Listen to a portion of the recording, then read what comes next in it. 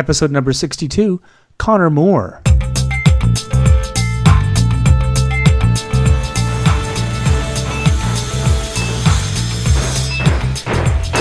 All right, cut to edge of stage. Great. All right, color frost. Check. 1, 2, 3. Check. Stand by, please. House to half, house out, letting cues 1 through 10, down cues 1 through 10. Welcome back to The Title Block, a podcast about Canadian theatre designers, their history, and their craft. I am, as usual, your host, Michael Cruz, and this time my penultimate Vancouver design interview with set, lighting, and projection designer Conor Moore. Conor and I met at his home in Vancouver in December of 2018, and we discuss his journey from Queen's University in Kingston to his master's at UBC and his work with Bard on the Beach and other splendid Vancouver companies. We also talk extensively about his work in the theatre labor movement and the future of work for theatre designers. I hope that you are continuing to weather these tough times as the theatres are shut down and we are in stasis waiting to return to making art for a live audience. Please, if you can, consider giving to the Actors Fund of Canada at afchelps.org. Conor is also my co-host and a facilitator for the new limited series The Title Block Live on our YouTube channel every Thursday night, 8 p.m. Eastern, 5 Pacific. This past week we had another great discussion about collaboration between disciplines, and we will be facilitating more discussions about the changing and uncertain face of Canadian theatre as seen through a design lens. Once again, I will not be charging the wonderful supporters at patreon.com while we all pause, but I thank you for all your past and future support. And don't forget to visit thetitleblock.com to see the show notes for a deeper dive about the companies and people we talk about on the show. Now, here's my interview with designer Conor Moore.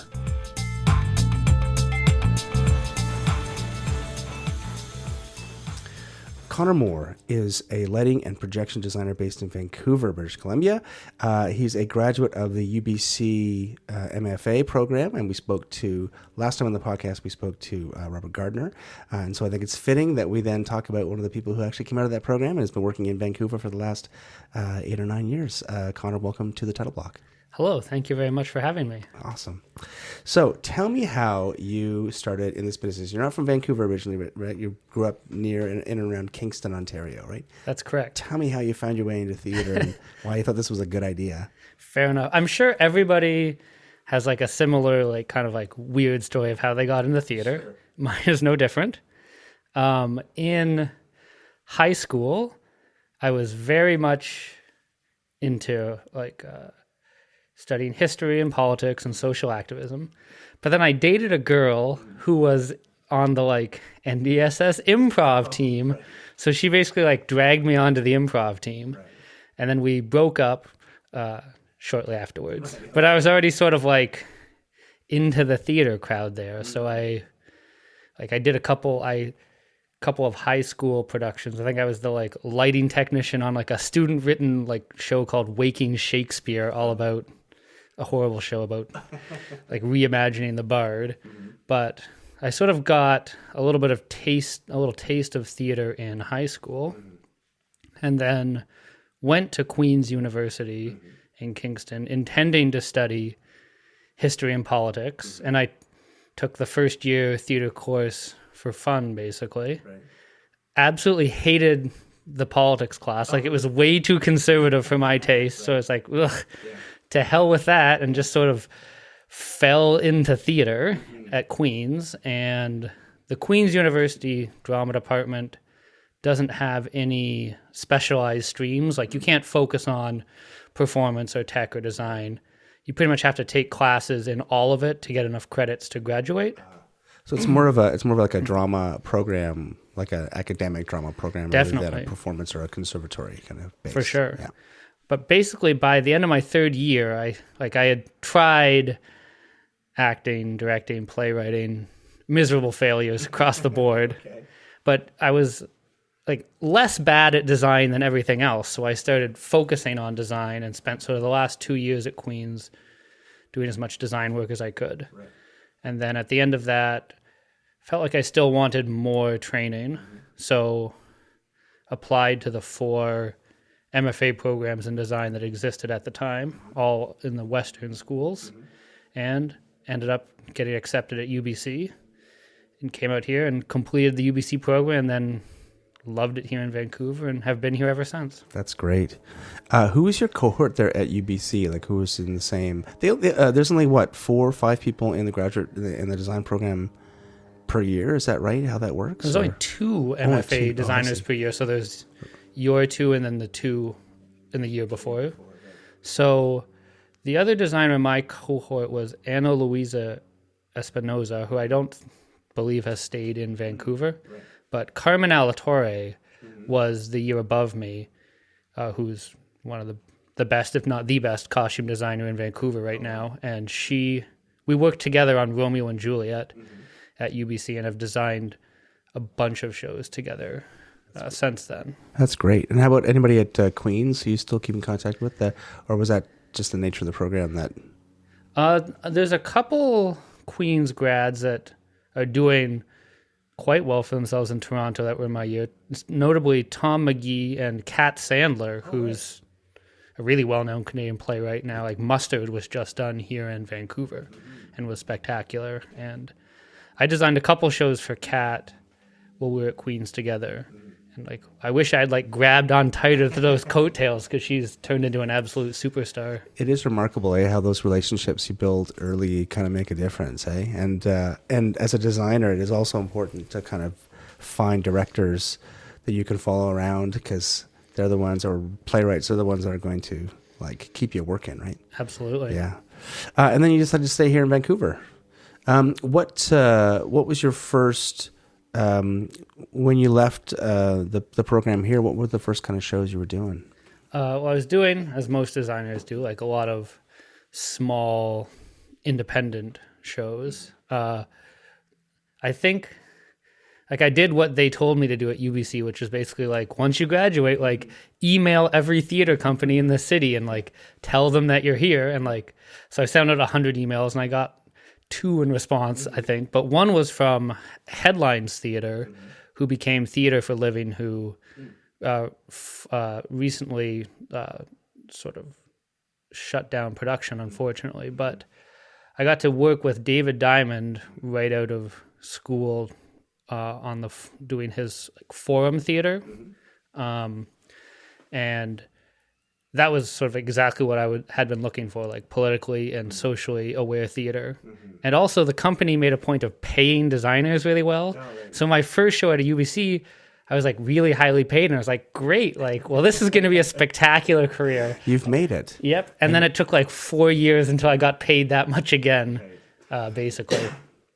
Yeah, that's pretty typical too.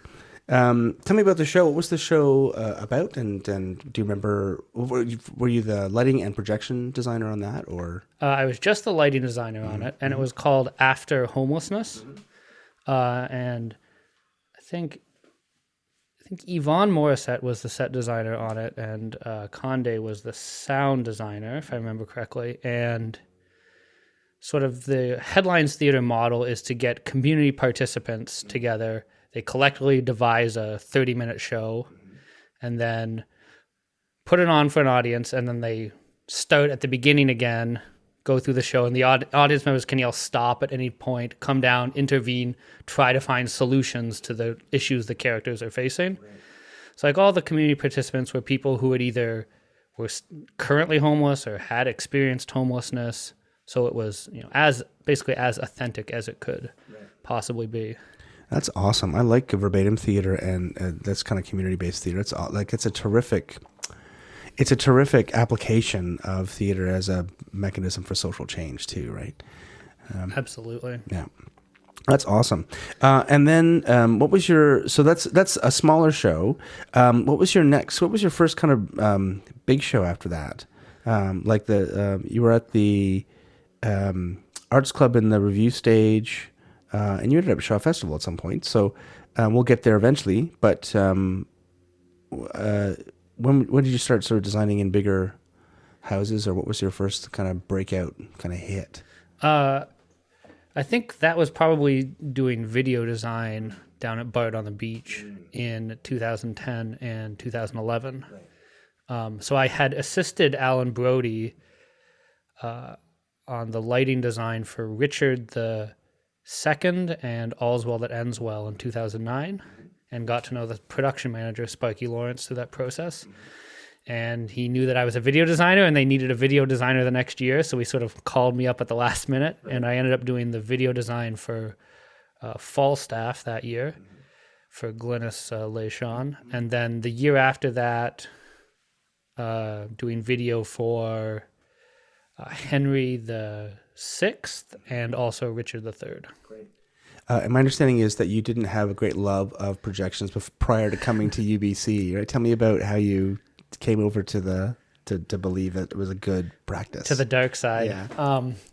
Yeah. When I was doing my undergraduate degree at Queen's, there were like a couple people experimenting with projections, but it was a very kind of like Mickey Mouse home entertainment projectors and constant technical malfunctions, and no one really knew what they were doing. And like I hated it. I thought video was terrible.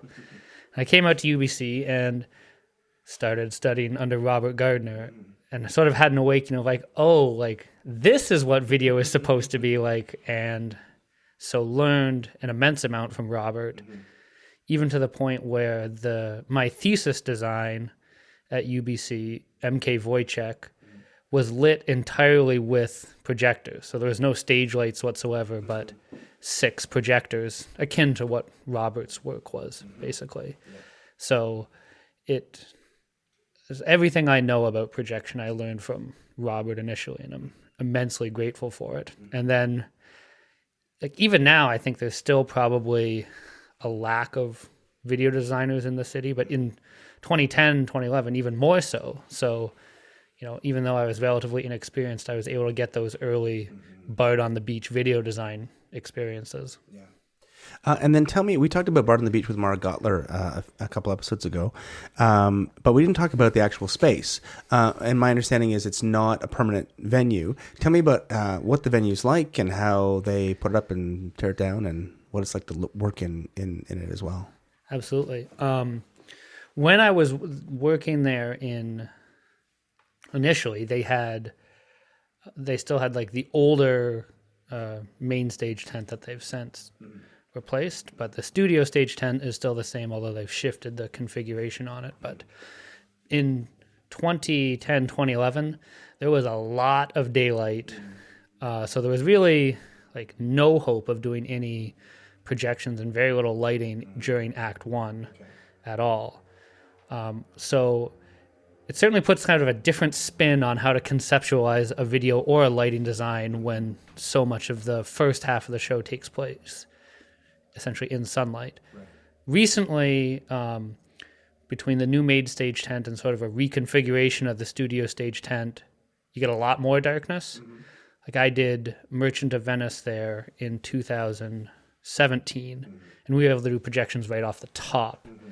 So thankfully, from a lighting video design perspective, like we're able to do more and more now than we used to. Is this because the tent is not opaque? No, it's totally opaque, but on the main stage, the basically upstage wall is open so that you can see out over the Burrard Inlet, and it's a gorgeous view. But you have the world's brightest light shining through there. Yeah, it's a backlight as well, which is a bit. Exactly. Yeah, now you have to overcome that and shoot all this front light to sort of overcome it, right? And the studio stage used to be open like that as well, but they've basically like zipped all the corners shut recently, so you're pretty dark right off the top of the show. Great. And when does the show start? Like a traditional start time, 7:30 or 8 o'clock, or? They used to start at 8, and then they bumped it back to 7:30, which there was some like consternation again amongst the like video and lighting designer. But with the length of the show, I think they got like audience comments about like a desire for a slightly earlier start. Right. That makes sense. And then what is you're bringing in all the gear? Obviously it's all rented gear, or do they own stuff, or lighting wise it's a mixture of the two. Video wise they own some stuff, so I think the first 2 years there I used their like house projector basically.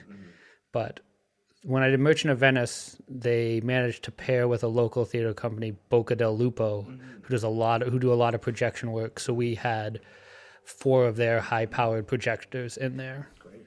So they're sort of show dependent, sort of on where the gear comes from. That's great, though. You have lots of choice and a lot of different positions, right? Absolutely. That's awesome. Great. And then when you started designing as a projection designer, first of all, like, I understand that you've done both for several shows. That's a lot of work these days to be a projection designer and a lighting designer. Like back in my day, when we had projections, it was like a Pawnee projector with one slide was fixed, or it was a slide projector, an actigraph or whatever. And so we could manage that. But now with rendering and movement and everything else, it's a lot more work. How do you juggle those two, and do you think it's fair to ask someone to do that, right? I mean, I think it's fair if they're properly compensated to do both jobs. I feel like most of the time the correct amount of compensation isn't there, but also a larger issue across all of the design disciplines, of course. Yeah.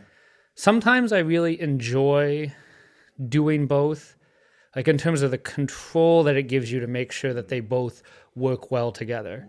Because I've been on both sides of either being the lighting designer who's washing out all of the video, or being the video designer who's having all the video washed out. So it's nice when you can mitigate that by doing both jobs. The one nice thing is that I found that you can just barely make the 2 jobs fit together in terms of doing most of the content creation before tech starts. So that once tech starts, you're more focused on the lighting design during Q to Q. And then even if there are content changes to be made, it takes so long to do them that's a sort of like overnight job anyways. So it is possible to fit them together if you're okay with like an 18 to 20 hour tech day between time in the room and then time at home, like rendering stuff to have it ready for the next day. Yeah. That's a lot of work. It's a lot of work. Yeah, I can imagine why you'd also want to be compensated well for it, because it's more difficult to sort of jam more projects together, because now you've got twice the work. It's basically 2 designs at the same time, so you can't do like 4 or 5 in a month, which is what sometimes it takes to make the cash, especially in October and in the spring when it's all busy.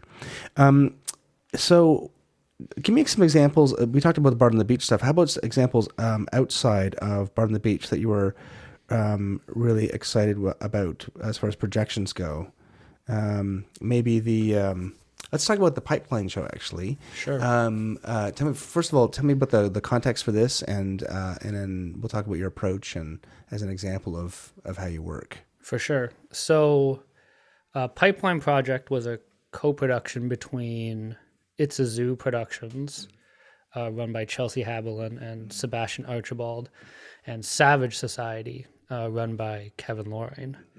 And it was an examination of the pipelines that are running through British Columbia, but from a very kind of like meta, almost laid back perspective. Like the show involved, the 3 writers were the 3 performers, and a lot of the show was their conversations they'd had in devising the piece on stage. Oh, I see. So the three performers, Kevin Loring, Sebastian Archibald, and Hualemi Aspero, who are the writers and the performers, like a lot of the sort of the conversations they had about how to properly discuss the issues of pipelines and Indigenous sovereignty were just almost put on stage verbatim, and it was by far the most interesting part of the show. And I was the lighting and video designer for that show. I had worked with Chelsea on a show before, and we had really clicked, and she knew that I liked to do work like this. So she brought me on board, and like sort of like the process I detailed before, like I spent so much time in advance creating all this video content. And there was a ton of news footage that was used in the show about pipeline issues. But then also just like a bunch of like environmental content about disasters and pipelines and such. And also the performers sort of had ideas for sort of like animated sequences they wanted to sort of help express the things that they were talking about on stage. Right.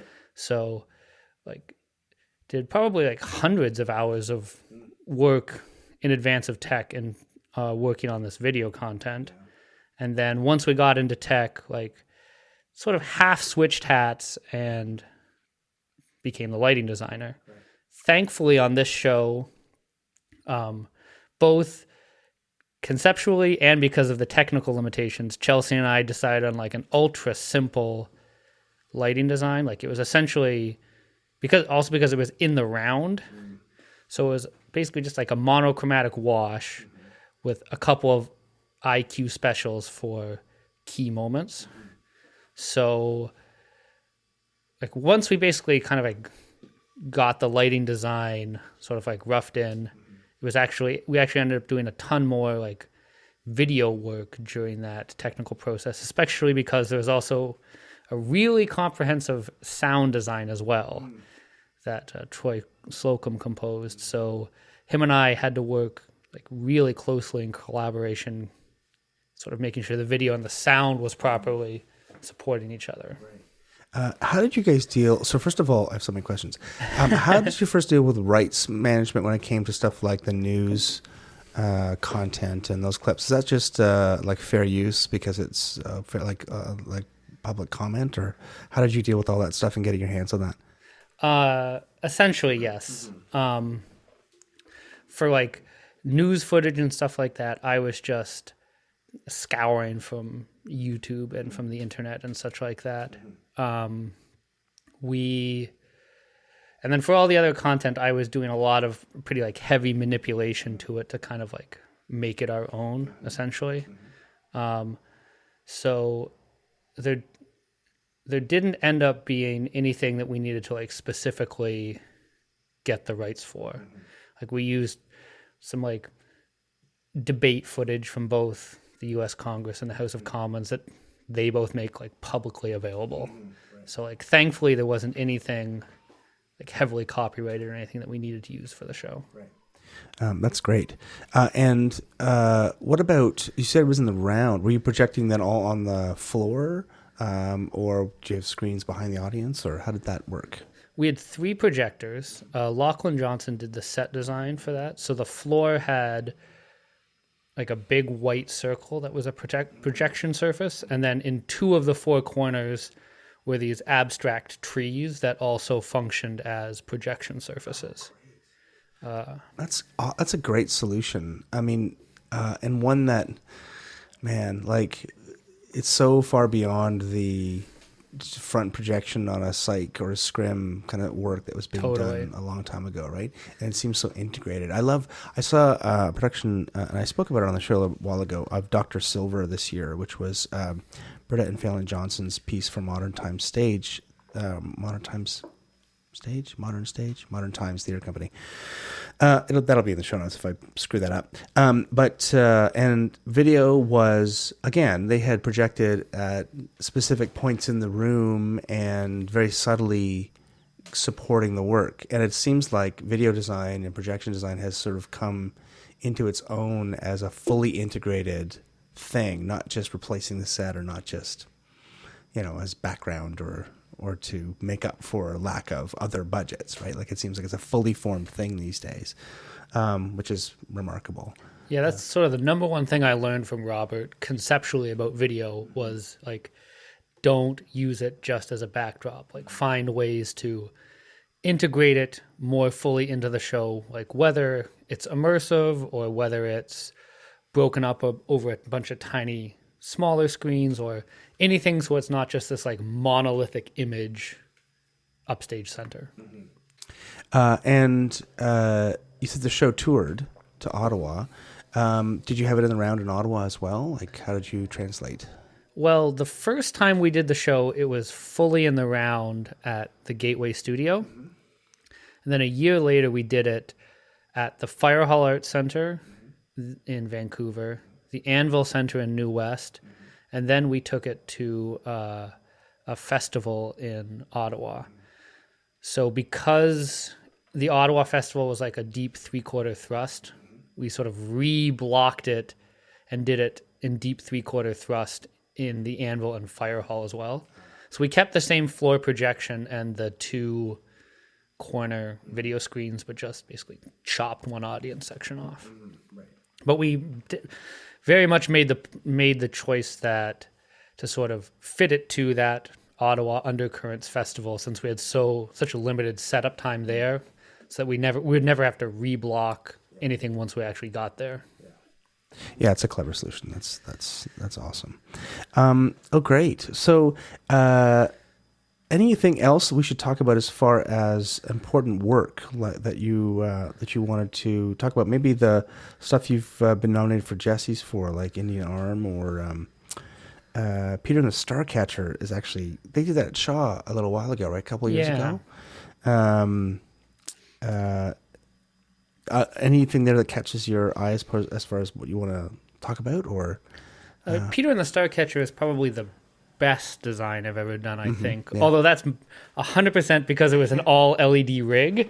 Oh wow, that's great! It was the first show. It was a show that opened the Arts Club's BMO Center, and it's a tension grid with a 100% LED rig, which that's my dream come true. Like, I love using LEDs and color changing technology. Yeah. And that was the first show I'd ever done with a full LED rig. So just the ability to have any light be any color all of the time, and especially a show like Peter and the Starcatcher that exists in that sort of magic realism place. It was the ideal rig for a show like that. Yeah. That's amazing. And what kind of, was it all Lux, like the Source 4 LEDs plus like color blast or some other kind of wash light, or what was the rig there like? It was all color source spots, the Source 4 LEDs, some of them with the psych adapters, some of them with the Fresnel adapters, and then 4 Roby LED moving heads as well. Right. That's terrific. How do you find the Fresnel adapters of the ATC? I do not care for them. Yes, at I know. all. No one does, right? Really dislike them. Like, I find the flood spot is terrible on them, and I would rather have all Source 4 LEDs and basically just change barrels rather than use the. I've been back there for another show since, and I didn't even bother with the Fresnel adapters. Like, I disliked them so much on Peter and the Starcatcher. Wow. That's remarkable. But still, that's a great, that's something that I've never experienced. Like, all this LED technology, again, is sort of was not around when I was designing. So yeah, it was grim going back to a non-LED rig on the next show. That's for sure. And like, what do you mean I have to pick gel colors? Like, yeah. What is this, the 1950s? That's awesome. Terrific. Any projection, any video on that, or was that just that was lighting design? Just lighting design. Yeah, just lighting design. Just. Yeah, I know, right? Awesome. You've also done some technical direction. Let's talk about your time at Shaw, because you assisted there pretty soon after you left, or you finished at UBC, right? Totally. In 2011, 2012, 2 years, right? Yeah, like I assisted Alan Brody in 2009, which was... I've never learned more about design than the 2 shows that I assisted Alan at Bard with.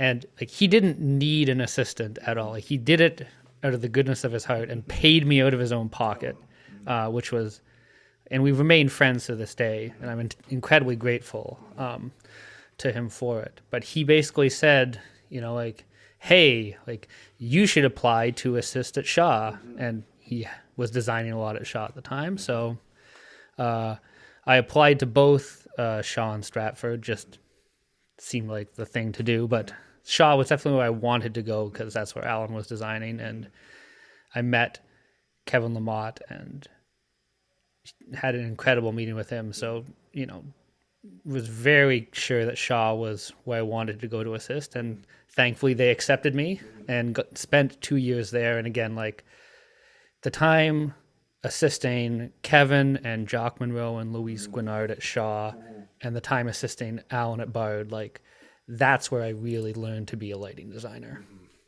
Yeah, it is remarkable. We've made this point a number of times where assisting. I mean, lots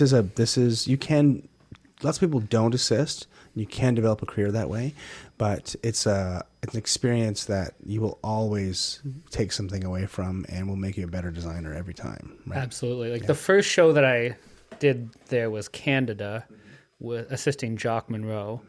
And it was very much a just like realistic interior drawing room. And I remember sort of like thinking about being like, well, this is going to be like boring and I'm going to learn nothing. And it was exactly the opposite. Like the amount of detail and subtlety that Jock approached that show with, like I learned things on that show that I still use to this day to light those sort of very subtle interior time of day pieces that I never would have learned without watching someone who was really like a master at their craft like Jock was. Yeah, it's very true. I remember when I was assisting there, even just small, subtle things I'd never considered, especially like, for example, with when someone turns a light on and you have a practical on stage, and obviously because of the small wattage and it's a point source, you're going to see the practical light up way before anything else. And most of the time you see people just give the whole thing one time. People like they fake the switch, and then the whole stage gets brighter, and you see this little practical blink on, and then the rest of the stage like over half a second comes up to full. And Kevin does this thing where he has a part cue and delays the practical on, so it times with the ramp up of like the 17, in like one case you've got above. So it makes a huge difference. And I never thought about that before, but there's lots of stuff just like that where you go, why didn't I figure this out? Like the only place I'm going to learn this is at assisting with sort of masters at Shaw and Stratford. Right? Absolutely. Yeah. I had never even really seen like a section drawing before. Before I saw Kevin doing like a hand drawn section one day, and me being young was like, hand drawn section. Like, what do you need that for, basically? And then he sort of sat me down and actually showed me how it actually worked. And obviously designers use digital versions now, which I do as well, but learning those basics like that from Kevin, I can't imagine where I'd be as a designer without having so much time with Kevin and Alan specifically. That's also, don't want to put too fine a point on that, but always do a section. Yes. If you're starting out as a lighting designer, you don't do a section, you will be surprised by everything. Masking, your shots will be wrong. Like, come on, do a section. Again, lots of people don't. Yeah. It's remarkable how many people get away with like, it'll be fine. Especially in smaller spaces, right? Little studio spaces. And you're like, no, you got to do a section because you're going to be hitting the light in front of it or the front row or something, or like it'll save your bacon every single time. 100% agreement. Awesome. Okay, well, let's talk about your work with the ADC. So you have been on the board now for a while, but you were an ADC member, Associated Designers of Canada member, again, right out the gate, joining in 2012 or 2011? Yeah, I think 2011. I think I was still at Shaw. It was at 2011, and basically Alan and Kevin were like, "Hey, this is a thing you should do," and I was like, "All right, I'm doing it. That if you think it's a good idea, then I'm on board." Excellent. And now you're on the now you are on the board Correct. of the ADC.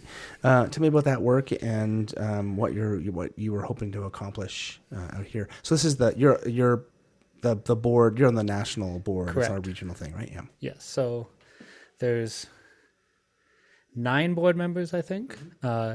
2 from here in Vancouver, me and Carmen Alatorre as well. And again, it was. This is sort of these are the things I wanted to do coming out of high school, to be some sort of like social or labor activist. And I remember when I was in New York City in 2015 and 2016, and sort of moved back to Vancouver in 2016. And Carmen said like, "Hey, you should join the board." And I was like, I don't know. And she's like, "You should join the board." And I was like, "All right, sounds good." And so became a board member, and almost immediately felt like this is what I'm supposed to be doing. Like, this is what I was essentially like put on earth to do, this kind of organizing work, essentially. So I think I might still be the youngest member on the board. I'm not exactly positive on that point, but certainly one thing that I wanted to do was ensure that younger and emerging designers sort of had a strong voice on the board, and also to ensure that Vancouver designers had a strong voice on the board as well.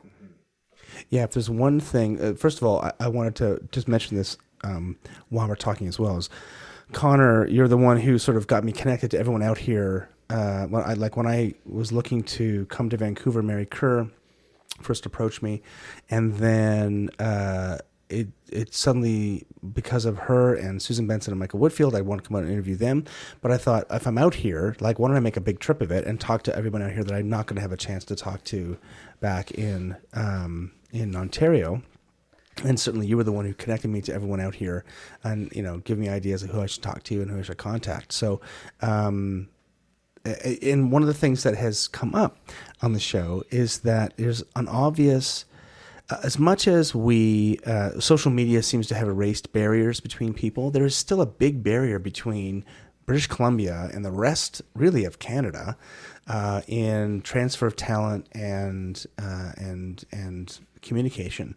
And hopefully this, my trip out here and the 9 designers I'm going to talk to out here will help to improve communication and to improve sort of the cohesiveness of the design community in Canada. But that, I imagine, that's part of your work on the ADC and trying to advocate for British Columbia and Vancouver designers specifically at the ADC, right, for a national at the ADC. For sure. Yeah. But also, again, not specifically for Vancouver. Also, like, I like to think that Carmen and I hopefully do a good job of voicing Vancouver concerns, but also looking at the entire national community as a whole and trying to ensure that everyone gets representation, not just Toronto and Vancouver, for example. Absolutely. So I'm hoping to talk to April Vixo in Calgary when I'm there in February. But tell me about the direction that you think that the board is going. And I mean, the ADC, I feel, has been rejuvenated in the past, 5 to 10 years with younger designers, and this certainly with the pressure put on by the economics of theater in Canada. Tell me about where you think ADC is going and the priorities that you want to see it focus on. Yeah, it seems to be that there's a lot of sort of youthful energy around ADC right now, which is spectacular to see. And I think a big part of that has been the Designers Guild Facebook group that Richard Farron and Michelle Ramsey started. Like, that has, I think, probably the best tool right now for Canadian designers to sort of be part of these larger conversations with each other. And strongly urge anyone listening to become a member of the Designers Guild. In terms of priorities, I think that what's most important for ADC is to not fall into any kind of like false dichotomy about emerging designers versus established designers. I think that both groups, I don't think there is a dichotomy, essentially. I think that we are all just designers, and there are some issues that affect emerging designers more. There's some issues that affect established designers more. But that we really need to work to have like greater solidarity amongst all of us to ensure that we're lifting all designers up together. And I think the board is moving in that direction and working to make sure that we're addressing the needs of the entire design community as a whole, both from coast to coast, and also across all disciplines and across all experiences. And what about, like in the U.S., the United Scenic Artists, which is the for the longest time was the union that represented designers on Broadway and certain regionals and things. They're now partnered with the IA. They're part of the IA in the U.S. Now, I'm a bit. I don't know when this happened because I missed it because they weren't part of the IA a long time ago, right? They've only recently sort of joined in solidarity with become a subsidiary of that, which has given them power, I think, or given them more power. What do you think about this debate about the ADC and is it a union? Is it an association? Where should it go? Like what do you think we should be working towards? I think that it's certainly a sensitive issue, and that there's a broad range of opinions inside the entire design community, and I think all are equally valid. I don't think there's any right answer to it. I think there's no doubt that we need to be much more solidified as a community and much better at advocating for one another and for standing up for one another and not undercutting one another as well. And whether that happens through ADC becoming stronger as a professional association or going down the route towards unionization, I think that's like an active conversation that needs to remain present. I don't think there's any clear answers right now beyond the obvious of there's clearly a lot of designers struggling, and so we need to find solutions towards making sure that designers aren't overworked and undercompensated. And do you have any notion, besides the obvious kind of financial crunch, about why the kind of brunt of cuts seems to be falling on design and not necessarily the technicians or the actors or administration? Well, I think certainly a part of that is that technicians are represented by IATSE, and that performers, directors, and stage managers are represented by equity. And even though it's a professional association like ADC, it has a strong enough contract to sort of operate as a de facto union. So I don't think there's any particular animosity or avarice from producers or producing companies towards designers, but I think the mere fact that designers don't have the same codified contractual protections that other people working in the live performance industry has means that, unfortunately, financial pressures can be sort of borne more by designers than by other live entertainment professionals. Yeah, that makes sense. Now, you've also started the Vancouver Design Forum, right? Is that what it's called? Have I got that right? Yes. Yes. What was that born out of, and what's the mandate for that? So group? The Vancouver Design Forum started as sort of an idea from Ken McKenzie, ADC president, and Gail Packwood, the ADC executive director, about finding a way for Vancouver designers to band together and address some of their concerns on a local level, working in concert with ADC. So in no way as a replacement or as an alternative to ADC. There are, at the time of this recording, 10 core members right now, so I'm one of 10 core members.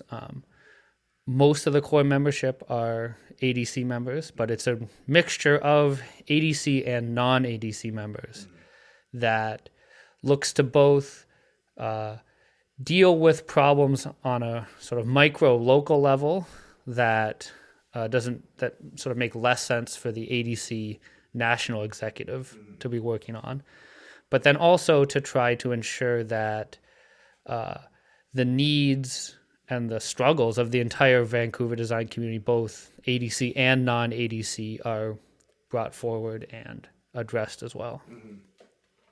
And have you been meeting with producers or having discussions with companies out here about how to address these issues?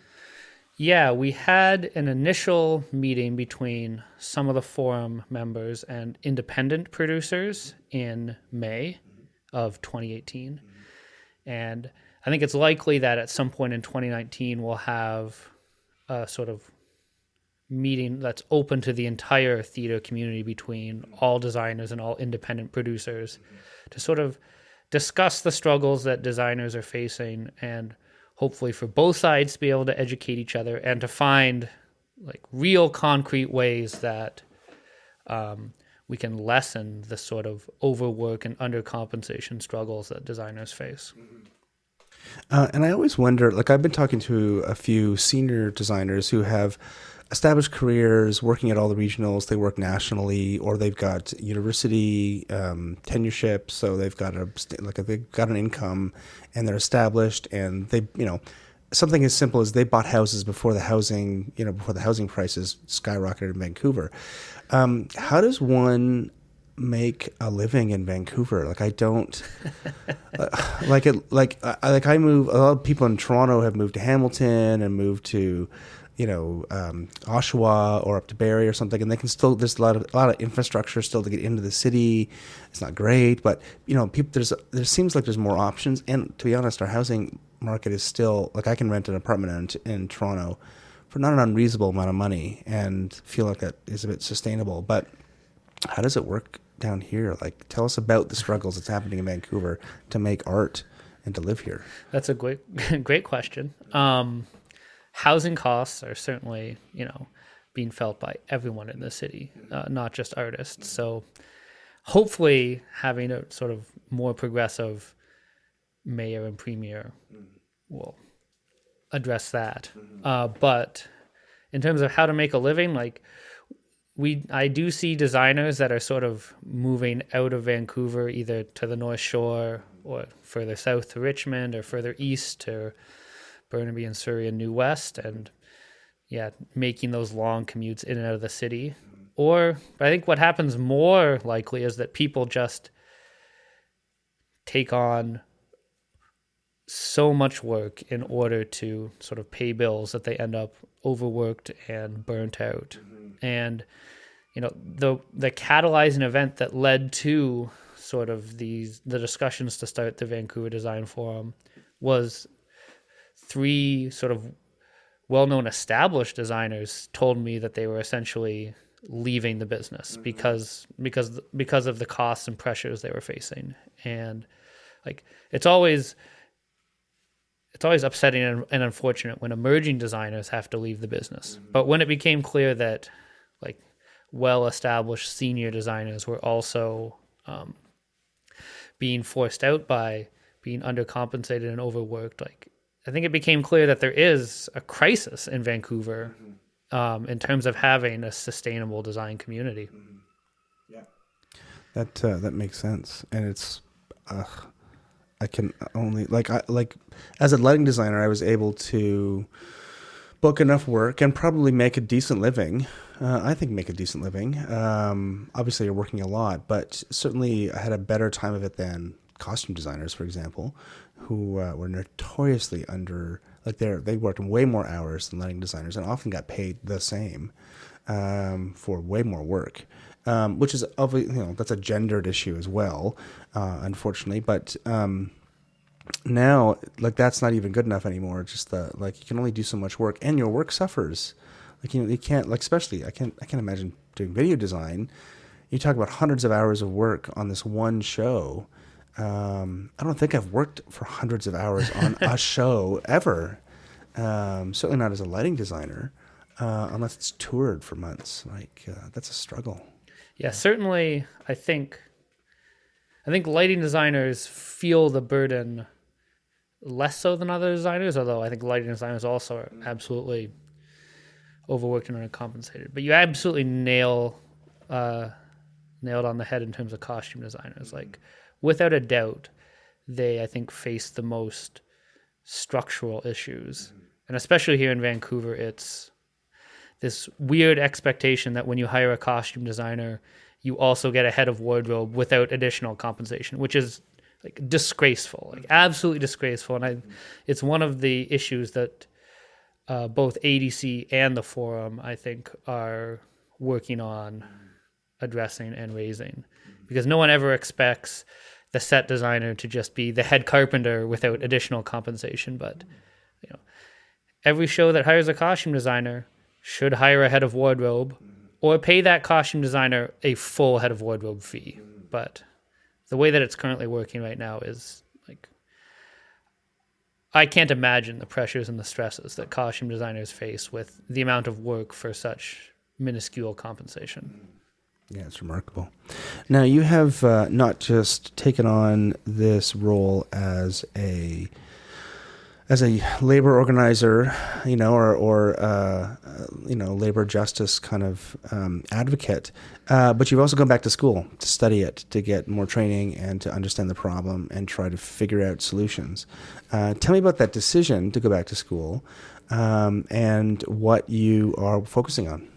Absolutely. So, sort of based on the first year that I spent on the board, like, I fell in love with working on the board and the work we were doing, but I wanted to be better at it, and I had no idea how to be better at it, basically.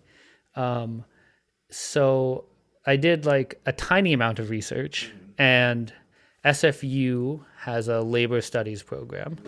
So I contacted Professor Kendra Strauss, who runs the labor studies program at SFU, and was like, hey, like, here's my deal, and I'm interested in how to be better. Mm-hmm. She said, like, come on out and we'll have a chat. Mm-hmm. And at that point, like, I had no idea, like, maybe I would take an undergraduate course or something. I had no idea. And we talked for a few minutes, and she said, like, well, it sounds like you should do a master's. Mm-hmm. And I guess kind of similar to when, like, Alan was like, hey, you should assist at Shaw, or when Alan and Kevin had said, like, hey, you should be an ADC member. I was like, oh, all right, like, you're an adult authority figure. This sounds like a great idea. But we talked more about sort of the work that I was doing at ADC and this sort of interest in finding a way for Canadian designers to be more organized. And she's one of the leading voices in the Canadian labor movement, and basically said, there's a lot of people writing about precarious creative labor. Mm-hmm. No one has ever written a word about Canadian theater designers ever. So there's like a niche to fill, but this is also a good opportunity to add to the larger scholarship. Mm-hmm.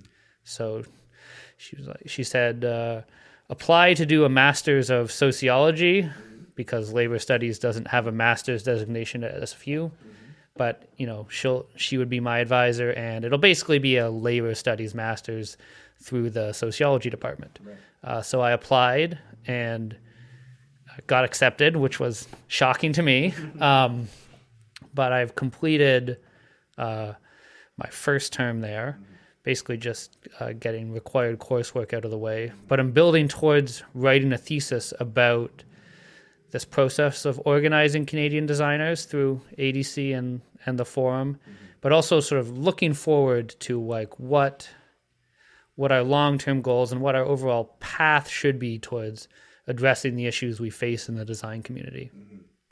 That's remarkable. The fact that, first of all, out of nowhere, she said, I'll be your advisor. I know. And you should apply. That's a great story. I love that. I also, I'm a QP member, as a paramedic, and I still am a union steward, and did some organizing around LGBTQ health, LGBTQ labor justice. And we have a lot of support from our parent organization, right? There's courses you can take. Like I wasn't a labor, I knew nothing about the labor movement prior to, or I had a notion, but I didn't know how it worked, or, what the responsibilities of a steward were, et cetera. But there's a lot of support from our parent organization. There's training programs and everything else. Artists are not trained in any kind of labor knowledge at all. And I'm glad you used the word precarious, because it is the definition of precarious work, right? It's contract work. It's 2, 3, 4 weeks at a time, maybe 6 months if you're at the bigger places, but arts workers are precarious workers, period. And the only ones who aren't, which is ironic, are the ones who are controlling the purse strings and applying for grants. And as much as I'm not here to make an argument that arts administrators are like driving gold-plated Cadillacs down the street. Like it's still a struggle to work as an arts administrator, especially in a small organization where it may even that may even be precarious work. But they've got the least precarious job. Absolutely. And they're the ones making decisions that are affecting the most precarious workers, and that relationship is not formal, right? It's constantly being negotiated. Absolutely. Yeah, I think a greater understanding of just how precarious work as a designer is something that needs to be brought to the forefront of the discussions we're having. Like I know designers who have had, close to, if not full nervous breakdowns just over economic stress and economic anxiety about, I don't have any work booked in the future, but I sure do have rent payments due in the future. And the stress of that can be awfully overwhelming. Absolutely, artists, I think, need far more education about what the labor movement does and can do for people. Thankfully, Kyla Gardner, who's a design professor at SFU Theater right now, who I have known, I did a little bit of teaching there last year. She is co-teaching a course next term all about labor organizations and the labor movement in the arts. So I think me and another designer are going to go in and talk a little bit about what ADC does, but they're going to cover IATSE and equity, but also, QP where it overlaps in terms of like university employees and such. But I think it's a big step forward to be sort of talking to students about the labor organizations that exist in the arts, because I never learned any of that as a student, and I wish I had, for sure. And the fact that if we're training TDs and PMs, like you're the employer working with the IA contract or the equity, as a production stage manager or as an AD working with the equity agreements. And there's 9 of them or something. There's like a whole, like many, many different ones. And it's at large organizations, that's a big job, and it's difficult to learn on your feet. Absolutely. You make a lot of mistakes, right? And I think there's also an opportunity for much more solidarity between ADC and equity and IATSE, for example. Like those 3 organizations represent almost everybody working in the live performance industry, and just a greater understanding of what each organization does and how they can support each other, I think is absolutely paramount. Yeah. Okay, well, that's terrific. I this has been a bit of the last, half of this discussion has been a bit dark or a bit like fraught with all of the problems that we're facing, like in the arts and in theater in Canada and Vancouver. But you're still working the business, and you still are optimistic about the work you're doing. And it sounds like the work that you're doing is also like invigorating and has a larger reach beyond just entertainment and telling and storytelling. So it sounds like you're an optimistic, you have a belief that this is a good job to be in and that your career is moving forward. Is that correct? Oh, absolutely. I think all of the solutions are within our grasp, which just requires more solidarity and organization amongst designers in order to get to that place where we are properly supported and respected and compensated and can truly be actualized as artists. Mm-hmm. But I absolutely see that happening in the future, for sure. That's great. That's remarkable. Well, thank you very much for being on the show.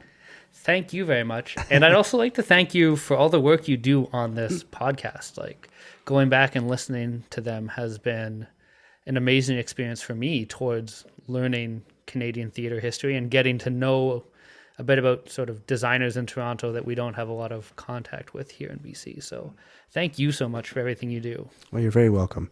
And I would encourage everyone again to go to, I know Facebook's a bit of a problem in itself, but I am a member or I subscribe to it, and go to the design forum. If you just join Facebook just to participate in that forum, it is a closed, private group where we can have frank discussions about all the struggles and various companies that are, giving us consternation, and to find solidarity among people and have a discussion about other larger issues as well. So go to the design forum, Designers Guild, excuse me, and become a member. All right. Well, thank you so much. Thank you so much.